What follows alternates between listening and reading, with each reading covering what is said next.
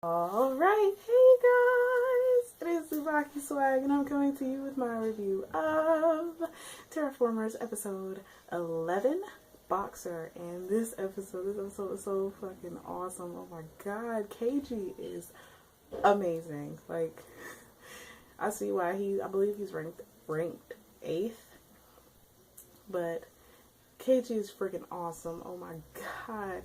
And just the fact that he's a boxer before he became part of UNASA is just amazing. Like, he was pretty BA being as a boxer, so the fact that he could already fight before he even went there probably helped his chances a whole lot.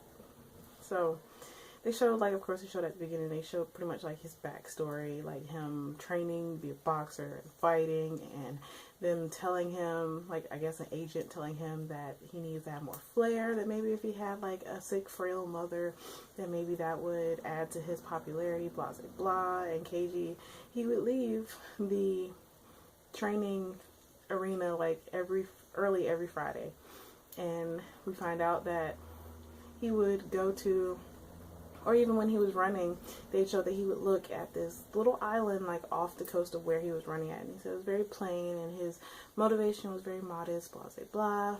And then they showed that his mother, she was sick. They don't ever say like what she's sick from or what, but she's sick. So technically he does have a sick and frail mother, but he doesn't want to use that to his advantage.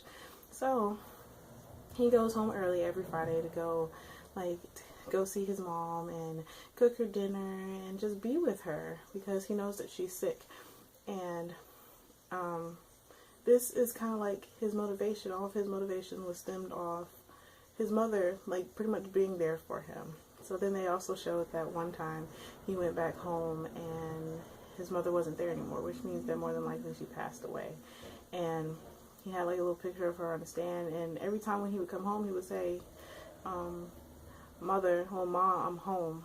So he said that to her picture. It was so sad. I was so hurt. And then after all of that, like, even right before, like they showed, I guess it was right before she passed away, he was sitting in his room and he was looking at the stuff on his wall, and his left eye started to get hazy and he couldn't hardly see. And he walked into his mom's room and she woke up out of her sleep and he was like, I think my retina is detaching. And then after that he stopped boxing. Like, he stopped being a professional boxer. And that's one thing that sucks about boxing, because boxing is a really awesome sport. Like, I would call it a sport because it is a sport, but a lot of boxers, they have a lot of head injuries. I've noticed, like, most of the time their body isn't as bad, it's their head that's messed up the most, like their brain and sometimes their eyes. Like, even look at like Muhammad Ali, for example. It really messes up your body in a bad way, but doing it is fun. So, I mean, I know that's why most boxers box, because they like boxing. So the adverse effects don't really hit you until they hit you. So he stopped boxing and he was like working to take care of his mom, and that's what I said. They showed that she had passed away, blah, blah, blah. And then Michelle K. Davis got into contact with him and pretty much told him that she wanted him to become part of UNASA and that they can help him pay off his debts and all this kind of stuff. And at first he declined, and then after a while he decided that if he could choose what insect or what organism he could be combined with, then he would consider joining. And she was like, so you probably want an insect with the most powerful punch? And he was like, no, I want the insect with the most powerful eyesight, which that threw me off a little bit. I was a little bit in shock. I was like, wow, that was not expecting that, but that was pretty awesome. So the one that he got was it was a fighting mantis, something like that. I can't remember exactly, but it's a mantis that's eyesight is better than any human or insect. Like, it can even see like ultraviolet rays and infrared rays, and yeah, it's awesome. The insect is awesome. So he got eyesight, and the fact that its punch, because it's like 22 centimeters, is compared to a .22 rifle. So he got punch and eyesight. So that was awesome for KG. And then show KG, like, while all this is happening, he's fighting this huge, like, muscular, hard-shelled roach.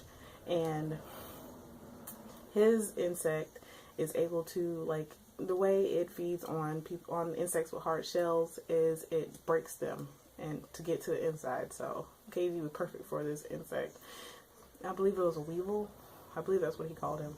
But KG was fighting, and he started thinking about, like, when he was fighting this man named Sanchez, and everybody was cheering for Sanchez, but nobody was cheering for him. And he said even when all those voices go silent, he hears the one voice that he probably shouldn't hear, and that's his mom calling for him, like yelling for him. Well, not yelling, but saying his name.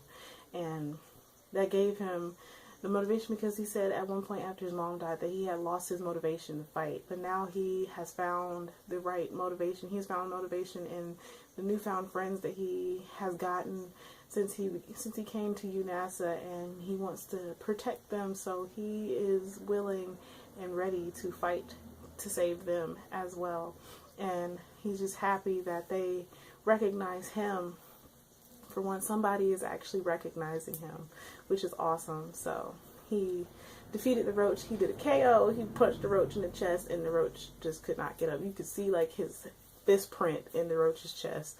And he was like, winning by a KO isn't so bad. And that was it. The episode. I was like, go ahead, KG. You better do that. You better do that. But this episode was really freaking awesome.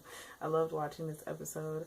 And I want to see more from KG, because at first it looked like KG was about to, like, when he started crying and the roach punched him and he went through a wall, I was like, no, KG can't die. They literally just introduced him into the story, and so many people have died. Like, it's ridiculous how many people have died already, but KG can't die because he's awesome.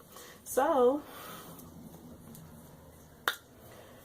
as always, I would love to hear how you guys felt about this episode. How do you feel about the way things are turning out? How do you think things are going to turn out for everybody in NASA that has gone on this Mars mission?